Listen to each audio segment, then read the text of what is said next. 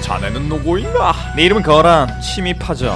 혹시 여러분 코난 보면서 누군가를 잊고 살고 있는 것 같지 않습니까? 이상윤, 안기준, 남도일, 키드 등등 비중이 높은 이런 인간들 때문에 적진에 혼자 들어가가지고 정보를 빼내오는 영웅 한 명을 잊고 있지 않나요? 설마 그런 인간이 있었나 하는 생각이 드십니까? 너무하시군요. 오늘 소개할 인물이 바로 그런 영웅 같은 인물입니다. 오늘 영상에서 소개해드릴 인물은 바로 적진에서 홀로 스파이 짓을 하고 계신 코드명 키르, 원래 이름은 미즈나 시레나, 한국어로는 손예나라는 인물 되시겠습니다. 키르의 TMI 첫 번째, 외모가 예쁩니다. 이렇게 얘의 얼굴을 보시면 아시겠지만 코나에 나오는 캐릭터들 중에서 예쁜 편에 속합니다. 코나에 나오는 미인 캐릭터들은 공통적으로 외관을 보면 뭔가 특징 같은 것이 하나쯤은 있습니다. 미라니 같은 경우는 머리에 강철도 뚫어버릴 것 같은 뿔이 자라있고, 베르무트는 머리가 굉장히 노랗고 이국적이게 생겼다는 특징이 있죠. 이외에도 보라 같은 경우는 외모 너프를 하는 머리띠를 차고 있고, 노일이는 머리를 올리고 안경을 끼고 있다는 특징이 있습니다. 키르도 외모에 특이점이 하나 있는데 바로 앞머리가 좀 짜파게티 마냥 꼬불거린다는 특징이 있죠. 이게 애니로 보니까 특징으로 보이긴 하는데 문득 머리를 어떻게 손질해야 앞머리가 저런 식으로 튀어나올까 하는 생각도 들었습니다. 키르의 TMI 두 번째, 직업은 아나운서입니다. 이 친구는 오키노요코, 한국어로는 오소라의 소개로 첫 등장을 했었습니다. 오소라가 이 친구를 유명한에게 소개했던 이유는 미즈나 시레나가 스토커 때문에 고생을 하고 있다고 그걸 좀 해결해달라고 말하며 등장을 했었습니다. 그래서 코난은 이 여자가 예쁘기도 하니 자신의 히로인을 한 명 더 늘리자 라는 마인드로 도와주기로 합니다. 코난은 이 여자를 누군가가 감시하고 있다고 생각하여 도청기와 발신기를 미즈나 시레나의 집문에 붙여두게 됩니다. 솔직히 이거 경찰서 바로 끌려가야 하는 스토킹 범죄에 해당하는 거긴 한데, 우리의 코난은 법의 위에 있는 캐릭터라 신경 안 쓰고 붙이게 되죠. 하지만 도청기나 발신기를 설치해서 얻은 소득은 거의 없었고, 이 스토킹 범죄 역시 큰 사건이 아닌 걸로 밝혀졌습니다. 그 사건은 그냥 아파트의 동네 주민인 어린아이가 돌아가신 어머니와 미즈나 시레나가 닮았어서 도와주려고 한 것이었죠. 미즈나 시레나는 다시는 그러지 말라고 말하며 아이를 돌려보냈고, 자신도 남동생이 있었다는 식으로 중얼거리게 됩니다. 이렇게 예쁜 캐릭터의 등장이 일회용 사건으로 마무리되는 건가 싶었는데 또 다른 사실이 밝혀지게 되죠. 세 번째, 오랜만에 등장하는 새로운 검은 조직원이었습니다. 이 미즈나 시레나가 등장하기 전까지 검은 조직은 진과 워커 그리고 베르무트 이렇게 3명이서 돌아가는 건가? 라는 생각이 들 정도로 검은 조직에 속해 있는 다른 멤버들의 정보가 아예 없다시피 했었습니다. 하지만 이 미즈나 시레나라는 인물이 코난이 설치해놓은 도청기와 발신기를 밟아가지고 이동한 덕분에 오랜만에 검은 조직의 새로운 인물이 등장함을 알렸죠. 이 사건 전까지 코난은 베르무트가 보스에게 보냈던 메일에 버튼 음이 7살 꼬마라는 것을 알아냈고, 그걸 알아낸 뒤 7살 꼬마의 음에 꽂혀서 살았었습니다. 그런데 미즈나 시레나의 사건이 끝나고 도청기와 발신기를 회수하기 위해 돌아가던 중 그녀에게 설치해놨던 도청기에게서 7살 꼬마의 음이 들리게 됩니다. 코난은 당황했고 도청기 소리에 집중을 해봤었는데 미즈나 시레나는 전화로 진이란 이름을 부르고 있었습니다. 코난은 뜻밖의 새로운 검은 조직원 등장해 당황하면서도 이대로만 가면 검은 조직에 대한 단서를 잡을 수도 있겠다는 생각이 들었고, FBI들과 함께 미즈나 시레나를 추적합니다. 추적하며 미즈나 시레나를 비롯한 검은 조직원들이 어떤 국회의원 후보를 암살하려는 걸 알게 됐고, 그걸 저지하면서 미즈나 시레나의 신변까지 확보하는 데 성공합니다. 그리고 이 미즈나 시레나, 검은 조직 코드명으론 키르라 불린 여자가 검은 조직의 신뢰를 얻게 된 이유도 나왔었는데, 키르는 과거 일본의 한 창고에서 조직 측에 잠입한 스파이를 미행하다가 발각당해서 그에게 온몸에 총을 맞고 갈비뼈가 부러질 정도로 심한 폭행을 당했었습니다. 그렇게 신문을 당했으나 키르는 스파이의 팔목을 물어뜯어서 스파이를 당황시켰고, 당황한 스파이의 총을 빼앗아 헤드샷을 날려 그를 살해하게 됩니다. 그리고 조금 뒤 현장에 달려온 진가 워커가 그녀를 구조했고, 신문 내용이 담긴 디스크를 통해 키르가 고문을 당하면서도 정보를 누설하지 않은 사실을 확인하게 됩니다. 이때의 사건 덕분에 키르는 제정신이 아닌 여자라고 알려져서 검은 조직에게 인정받게 된 겁니다. 네 번째,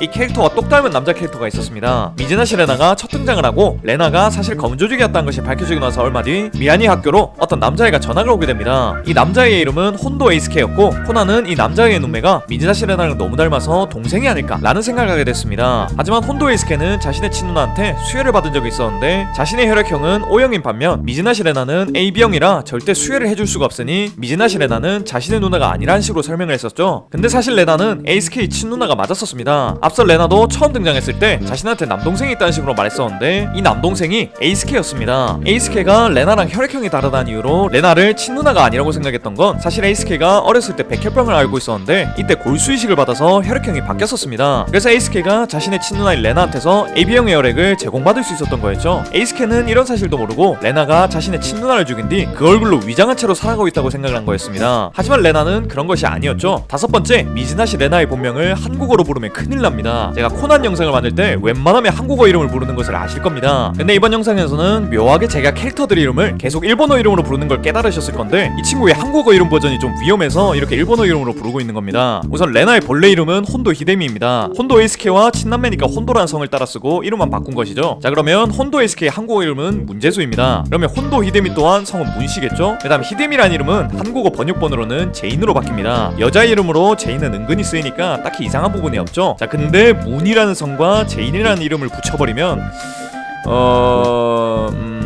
전 제 채널을 굉장히 소중히 생각하기 때문에 이 이상 말하지 않겠습니다. 여섯 번째, 레나도 검은 조직에 심어진 스파이였습니다. 앞서 레나가 혼도 히데미란 본명을 가지고 있다고 말했었습니다. 근데 왜 히데미가 레나란 이름으로 생활하며 키르란 코드명을 받은 뒤 검은 조직에 속해 있는 걸까요? 사실 히데미는 아빠를 따라 CIA에 들어갔고 CIA에서 검은 조직이라는 집단을 알아보기 위해 검은 조직의 첩자를 몇 명 보내게 되는데 그 중에 한 명이 히데미였습니다. 검은 조직의 첩자로 들어간 히데미는 자신의 원래 신분을 숨기기 위해 이름도 미즈나시 레나로 바꾸고 직업도 TV 아나운서를 가지게 되면서 자신이 CIA라는 것을 완벽히 숨기게 됩니다. 그리고 앞서 키르가 검은 조직에게 신뢰를 받았던 계기가 키르가 조직에 숨어든 스파이에게 고문을 받았는데도 아무것도 불지 않고 결국엔 그 스파이를 죽여버려서 신뢰를 받게 되었다고 했는데 사실 이건 역시 조작된 것이었습니다. 히데미는 검은 조직의 자신의 아버지인 에단원도와 함께 잠입을 했고 조직 몰래 에단에게 새로운 CIA 연락책을 소개시켜주려고 했습니다. 근데 조직은 히데미에게 발신기를 달아놨었고 에단은 이대로 가다간 둘 다 죽을 거라고 생각했습니다. 이 상황에서 에단은 히데미라도 구하기 위해 히데미를 고문한 것 같은 흔적을 만들었고 혹시나 이럴 때를 대비하여 녹음해둔 히데미를 고문하는 듯한 음성 테이프를 히데미의 주머니에 넣어뒀습니다. 그러고 나서 히데미에게 절대 포기하지 마라 라는 유언을 남긴 뒤 자결하게 되죠. 이렇게 아버지의 희생 덕분에 히데미는 안정적으로 검은 조직에 숨어들 수 있었던 거였습니다. 아무튼 이런 히데미의 사정을 전부 추리해낸 이상유와 코나는 병원에 입원해 있는 히데미에게 다가와서 다시 한번 조직으로 돌아가달라고 부탁을 했습니다. 히데미는 그렇게 할 테니 자신의 남동생을 보호해달라고 했고 이상유는 승낙을 한 뒤 코난과 함께 히데미가 검은 조직으로 다시 돌아가는 작전을 짜게 됩니다. 작전은 성공적으로 진행돼서 히데미는 조직으로 돌아가게 됐지만 지는 너무 수월하게 키르가 돌아왔다는 것에 의심을 품게 됩니다. 그래서 따로 키르를 불러낸 뒤 이상윤을 죽이라고 명령을 했고 키르는 별 수 없이 이상윤을 불러내서 죽이게 됩니다. 아마 아시겠지만 진짜로 죽인 건 아니었죠. 일곱 번째, 명탐정 코너에서 제일 뒤지기 쉬운 인물입니다. 키르는 이상윤을 죽인 척한 뒤 무사히 검은 조직에 재잠입했고 조직에서 일을 하며